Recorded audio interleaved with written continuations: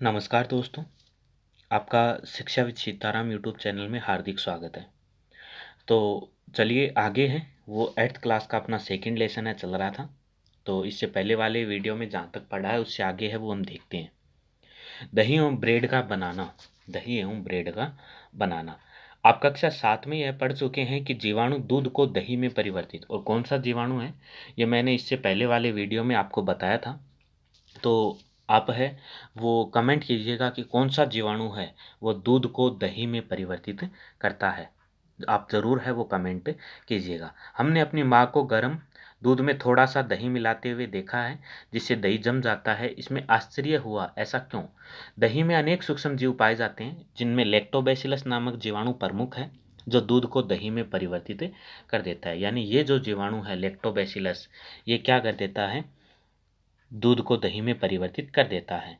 वह दूध में जनन कर उसे दही में परिवर्तित कर देते हैं। जनन क्रिया करते हैं ये जीवाणु, जिससे वो दूध दही में परिवर्तित हो जाता है। जीवाणु पनीर, अचार, अनेक खाद्य पदार्थों के उत्पादन में सहायक है। रवा यानी सूजी, सूजी आती है ना, इडली एवं भटूरे का एक महत्वपूर्ण संघटक दही है। क्या आप अनुमान लगा सकते हैं कि ऐसा क्यों है? जीवाणु एवं इष्ट, इष्ट क्या है? एक सूक्ष्म जीव होता है। चावल के आटे के किण्वन में सहायक होते हैं। किण्वन एक प्रक्रिया होती है जिसे इडली एवं डोसा है वो बनाए जाते हैं। तो दूध से दही बनाने में प्रमुख काम किसका है? लैक्टोबैसिलस जीवाणु का है। आगे है क्रियाकलाप 2.3। एक बर्तन में आधा केजी आटा या मैदा लें, उसमें थोड़ी सी चीनी डालकर गर्म जल से आप उसे मिलाइए। तो आधा केजी है वो आटा ले लो, चाहे मैदा ले लो, उसमें थोड़ी सी चीनी मिलाओ और गर्म जल डालकर उसको मिलाइए। इसमें थोड़ी मात्रा ईस्ट पाउडर होता है, वो सूक्ष्म जीवों का से बना पाउडर आता है, वो मिलाकर आप इसे गूंथ लीजिए, जैसे आटा गूंथते हैं उस तरह। अब 2 घंटे बाद क्या देखते हैं? क्या आपने गूंथे हुए मैदे को उठा लिया या फूला हुआ पाया है? बिल्कुल। खमीर द्वारा उठी हुई मैदा, जैसे ये है ना, ऐसे फूल जाते हैं, ऐसे फूल जाते हैं। इष्ट तीव्रता से जनन करने करके श्वसन के दौरान कार्बन डाइऑक्साइड उत्पादित करते हैं। यानी देखो, जैसे मान लो ये पात्र है, ठीक है, ये पात्र है। इस पात्र के अंदर हमने आधा किला है वो आटा ले लिया और कुछ चीनी डाल ली, गर्म पानी के अंदर मतलब इसमें थोड़ा गर्म पानी डाल लिया, ईस्ट पाउडर डाल लिया, और वो डाल के इसको गूंथते हैं, फिर इसको बनाते हैं। तो इसके अंदर क्या होता है? ये ऐसे उफन सा आता है, मतलब बड़े बड़े हो जाते हैं, फूल जाते हैं। क्यों फूल जाते हैं? क्योंकि हमने जो ईस्ट पाउडर डाला है ना, वो ईस्ट जीव क्या करता है? जनन करके श्वसन के दौरान CO2 उत्पादित करता है। वो ईस्ट जीव क्या करेगा? जनन करके श्वसन के दौरान CO2 है वो उत्सर्जित करता है, उत्पादित करता है, और गैस के बुलबुले खमीर वाले मैदे का आयतन है वो बढ़ा देता है। इस वजह से उसमें गैप भी हो जाते हैं। यह बेकिंग उद्योग में ईस्ट के उपयोग का आधार है, जिसमें ब्रेड, पेस्ट्री और केक है वो बनाए जाते हैं। तो इनके लिए ये जो बनाए जाते हैं उसमें कौन सा सूक्ष्म जीव आता है? ईस्ट है, वो सूक्ष्म जीव मिलाया जाता है। क्योंकि जो सूक्ष्म जीव ईस्ट है वो जनन तेजी से करेगा और श्वसन के दौरान CO2 है वो उत्सर्जित करेगा, जिस वजह से उसमें बुलबुले से आ जाते हैं, और जो आटा या मैदा है उसका आयतन भी है वो बढ़ जाता है। तो ये इंपॉर्टेंट है, थोड़ा ध्यान रखिएगा। आगे है सूक्ष्म जीवों का वाणिज्यिक उद्योग में कमर्शियल वाणिज्यिक कमर्शियल उपयोग क्या है उसका? बड़े स्तर पर अल्कोहल यानी शराब एवं एसिटिक एसिड के उत्पादन में, एसिटिक एसिड उत्पादन में सूक्ष्म जीवों का उपयोग किया जाता है, जो गेहूं, चावल एवं फलों के रस में उपस्थित प्राकृतिक शर्करा में ईस्ट द्वारा अल्कोहल एवं शराब का उत्पादन किया जाता है। आगे है 500 ml का बीकर लेकर उसमें 3/4 भाग तक पानी लेना है और 2-3 चम्मच इसमें चीनी घोलनी है, आधा चम्मच ईस्ट पाउडर, और 4-5 घंटे के लिए उष्ण यानी गर्म स्थान पर आप इसको ढककर रख देना है। अब विलियन को आप सूंघ कर है वो देखिए, यानी इससे क्या आने लगती है? बदबू सी आने लगती है। उसके बाद है यह गंध एल्कोहल की, जो बदबू आएगी वो किसकी आएगी? वो बदबू आएगी आपको एल्कोहल की बदबू आएगी। यह गंध एल्कोहल की है, जो चीनी के एल्कोहल में परिवर्तित होने के, यानी वो चीनी क्या हो गई? एल्कोहल में परिवर्तित हो गई। चीनी के अल्कोहल में परिवर्तन की प्रक्रिया किण्वन या फर्मेंटेशन कहलाती है। तो ये प्रोसेस है वो आप ध्यान रखिएगा कि किण्वन या फर्मेंटेशन है वो किसे कहते हैं। तो यानी उसमें बदबू है वो आने लगती है। यदि आप पानी लेते हो, चीनी लेते हो और उसको ढककर है वो रख देते हो तो उसमें क्या आने लगती है, फिर बदबू आने लगती है। वो गंध होती किसकी है? क्योंकि चीनी है वो अल्कोहल में चेंज हो रही है। अब चीनी का अल्कोहल में चेंज होने की जो प्रोसेस है वो प्रोसेस ही क्या कहलाती है? किण्वन या फर्मेंटेशन कहलाती है। तो आप थोड़ा सा इसको ध्यान रखिएगा। और ये चीज़ भी आप ध्यान रखिएगा कि किसने किण्वन की खोज की थी। तो लुई पास्चर नामक एक वैज्ञानिक थे जिन्होंने क्या की? किण्वन की खोज की। यानी लुई पास्चर। देखो आप इसको याद कर सकते हो, किण्वन का वन उठा लो और जैसे लुई से ध्यान रख लो रुई। क्या? रुई।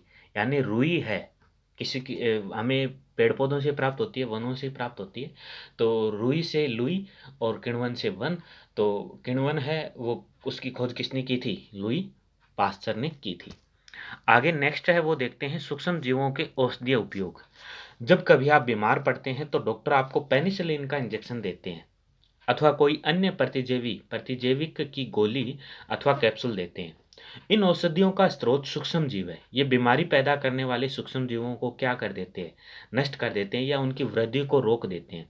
इस प्रकार की औषधि को प्रतिजैविक या एंटीबायोटिक कहते हैं। आपने काफी बार नाम सुना होगा एंटीबायोटिक। एंटीबायोटिक मान लो बहुत सी बीमारियां हमारे जीवाणुओं या कीटाणुओं के द्वारा होती है।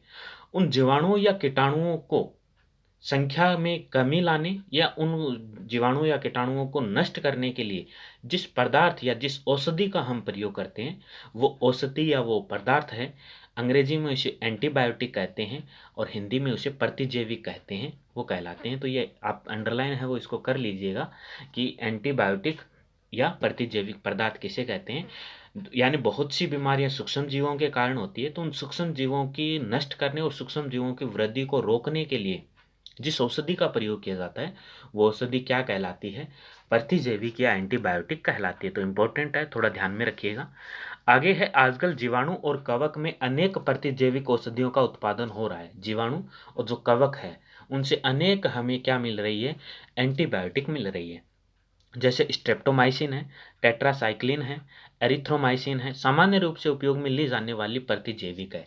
आपसे एग्जाम में पूछ सकता है कि किन्हीं 3 प्रतिजैविक या एंटीबायोटिक का नाम लिखिए, जिसमें एक पेनिसिलिन दे सकते हो, स्ट्रेप्टोमाइसिन दे सकते हो और टेट्रासाइक्लिन दे सकते हो और एरिथ्रोमाइसिन है जो प्रतिजैविक है। एग्जाम में कैसे पूछेगा? प्रतिजैविक या एंटीबायोटिक किसे कहते हैं और किन्हीं 3 एंटीबायोटिक का नाम लिखिए। तो ये नाम आपको ध्यान रखने हैं, स्ट्रेप्टोमाइसिन, टेट्रासाइक्लिन और एरिथ्रोमाइसिन। सामान्य रूप से उपयोग की जाने वाली प्रतिजैविक है जिन्हें कवक एवं जीवाणु से उत्पादित किया जाता है। किसी विशिष्ट प्रकार के सूक्ष्म जीव का संवर्धन करके प्रतिजैविक का उत्पादन किया जाता है जिन्हें अनेक रोगों की चिकित्सा में है वो उपयोग किया जाता है। तो ये भी थोड़ा इंपॉर्टेंट है, पढ़ लेते हैं। सन 1929 में अलेक्जेंडर फ्लेमिंग ने जीवाणु रोगों से बचाव हेतु एक संवर्धन पर प्रयोग कर रहे थे। अचानक उन्हें संवर्धन तस्तरी पर हरे रंग के फफूंद के छोटे बीजाणु देखे। उन्होंने पाया कि यह फफूंद जीवाणु की वृद्धि को रोकते हैं। यह तथ्य पाया गया कि बहुत सारे जीवाणु फफूंद द्वारा मारे गए और इस प्रकार फफूंद से क्या है? फफूंद से पेनिसिलिन है उसका विकास किया गया। यानी पेनिसिलिन का निर्माण किसने किया? तो वो आपको ध्यान रखना है, अलेक्जेंडर फ्लेमिंग। इंपॉर्टेंट है। पेनिसिलिन है, पेनिसिलिन का निर्माण किसने किया? ये जो पेनिसिलिन है इसका निर्माण या इसकी खोज है वो किसने की? Alexander Fleming. तो ध्यान रखिएगा, पेनिसिलिन का खोज है वो किसने की? अलेक्जेंडर फ्लेमिंग ने की। आगे है वो देखते हैं। नेक्स्ट है वो है पशु आहार एवं कुक्कुट आहार में भी प्रतिजैविक मिलाए जाते हैं जिसका उपयोग पशुओं में सूक्ष्म जीवों का संचरण रोकना होता है। कुक्कुट आहार से मतलब है जो मुर्गियों को जो दिया जाता है ना वो वाला, जिसका उपयोग पशुओं में सूक्ष्म जीवों का संचरण रोकना है। एंटीबायोटिक का उपयोग कुछ पौधों के रोग नियंत्रण के लिए भी किया जाता है। ध्यान रखना चाहिए कि डॉक्टर की सलाह पर ही एंटीबायोटिक की दवा है वो लेनी चाहिए तथा उस दवा का कोर्स भी पूरा करना चाहिए। यदि आप एंटीबायोटिक उस समय लेंगे जब उसकी आवश्यकता नहीं है, तो अगली बार जब आप बीमार होंगे और आपको प्रतिजैविक यानी एंटीबायोटिक की आवश्यकता होगी, तो वह उतनी प्रभावी नहीं होगी। यानी आप अनावश्यक रूप से एंटीबायोटिक ले रहे हैं और यदि आपको भविष्य में फिर वो रोग हो जाता है, फिर आप एंटीबायोटिक लेते हैं उस रोग से संबंधित, तो वो एंटीबायोटिक उतनी प्रभावी नहीं रहेगी। इसके अतिरिक्त अनावश्यक रूप से ली गई प्रतिजैविक शरीर में उपस्थित उपयोगी जीवाणु भी नष्ट कर देती है। सर्दी जुकाम या फ्लू में एंटीबायोटिक प्रभावशाली नहीं है, क्योंकि यह रोग विषाणुओं द्वारा होता है। ये भी ध्यान रखिएगा, एंटीबायोटिक सर्दी जुकाम और फ्लू में प्रभावशाली नहीं है, क्योंकि ये रोग किससे होते हैं, ये रोग विषाणुओं द्वारा होते हैं। इससे आगे का भाग है वो है वैक्सीन या टीका। यानी आजकल जो कोरोना काल चल रहा है उसके अंदर वैक्सीन हम शब्द काफ़ी बार सुनते हैं, जो अंग्रेजी वर्ड है, हिंदी में उसे टीका कहते हैं, और उसका क्या तात्पर्य है वो हम देखेंगे नेक्स्ट वीडियो में। तो इस वीडियो में इतना ही। इससे आगे का पार्ट है वो हम नेक्स्ट वीडियो में देखेंगे। यदि आपको मेरा पढ़ाया हुआ अच्छा लगता है तो वीडियो को लाइक कीजिएगा, वीडियो को शेयर कीजिएगा, चैनल को सब्सक्राइब कीजिएगा। तो मिलते हैं नेक्स्ट वीडियो में इससे आगे के पार्ट के साथ। जय हिंद, जय भारत।